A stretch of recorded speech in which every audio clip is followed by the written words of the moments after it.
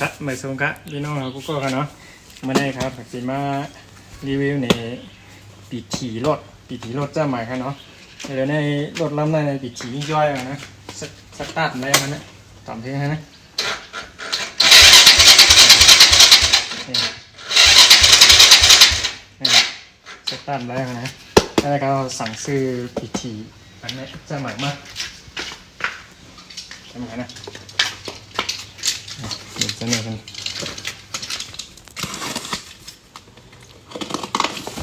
ปีถีรถตั้งในก็ลายเอากำของย้อยอะนะกำหลายๆที่อันนี้ก็สั่งมาเป็นปีถีลิเธียมค่ะเนาะนี่แต่หน้ามันก็เลี่ยงๆก็ด้วยค่ะนะปฏิปันมาสายมันเหนแล้วก็อันปกปะเอาเนาะเขามาลายเอาในอันเก่าได้มันต่างกันได้มันปีถีย้อยเอาขนาดนั้นอันนี้ก็เอาในลายใส่ค่ะเนาะเล็กๆด้วยค่ะนะนักก่อนก็นัก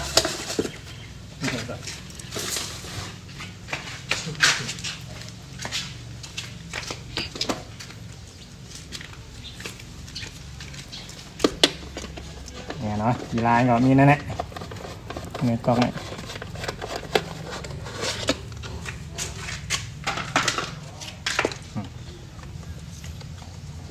เดี๋ยวมาปั่น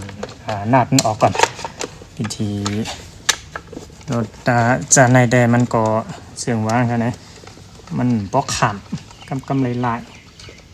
ผมก็คิดว่าสตาร์ทผมไรแล้ว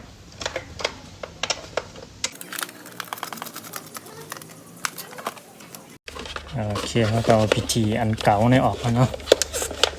ง่ายๆครับอันเก่าน้องเอาไปด้วยนะครับมาแตกแห้งนี่มันแห้งมันมีอยู่ครับเนี่ย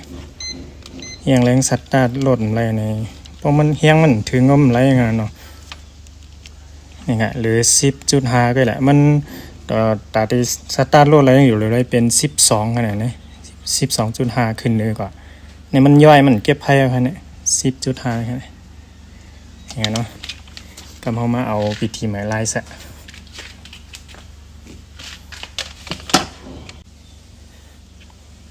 นี่เราปฏิปันซ้ายที่ไหนมาปันซ้ายอันหัวนาดในเขาก็ขึ้นเอาดีอันนาดปีทีเก่าเขานั่นนะครับเนาะนี่ฮะนี่ฮะต่อแรงก็แรงล้ำก็ล้ำเลยฮะนะ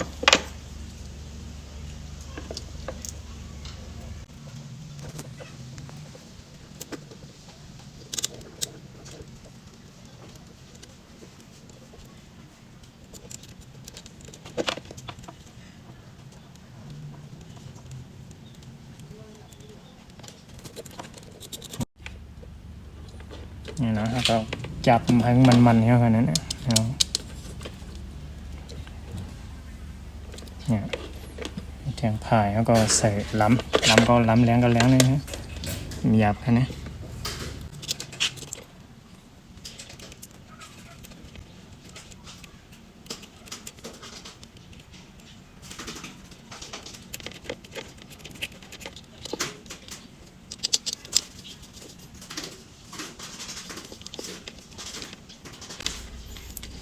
มันแล้วก็ในมาปีกไว้นะผมทีกันแรงก็ผมแรงไว้อันล้ำก็ผมแรงไว้เนี่ยเป็นมันได้ขนาดนี้แล้วก็มาเนี่ยนี่มันมีตีเสียบนี่กันก็ฮิตมาปั่นหัวเสียบง่ายๆครับเสียบเขาจู้กันนี่ครับเนี่ยมันดีนะครับเนี่ยเล็กๆนี่ครับมาแตกกันด้วยน้องปีทีจานมีเมืองเขาเลยครับเนี่ยกากันนำมาครับเนี่ยนักก็นักปีทีเจ้าหมายลิเธียมเนี่ยผมพอนักขนาดนี้อีกเนี่ยแล้วก็ปล่อยลงก่อนเนี่ยในกรอกเนี่ยนะครับที่อยู่ก็กว้างอย่างนั้นเนี่ยแต่ที่กันนั่นมันที่กันนี่เขาผมไม่เอาขนาดนี้กำลังไปผมพานำสตาร์ทนะครับสตาร์ทด้วยก่อน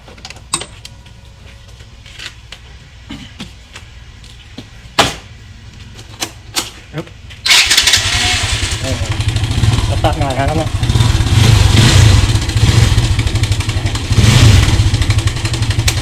มองเด็กเลยหาในสตาร์ทเนี่ยผุยไพ่สตาร์ทอะไรนะไพ่เงี้ยงหาเนี่ยปีทีซะเนี่ย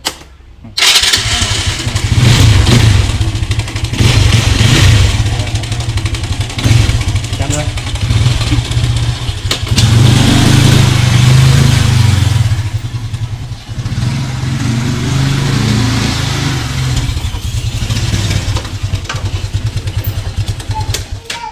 เข้มครับนี่แหละ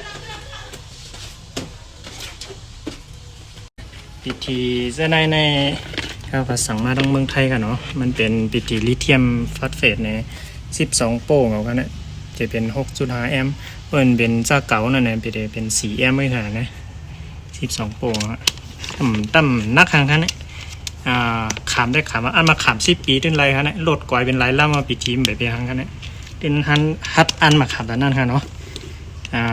กาขันก็80,000ติดตก80,000เงินเมืองเฮาเนี่ย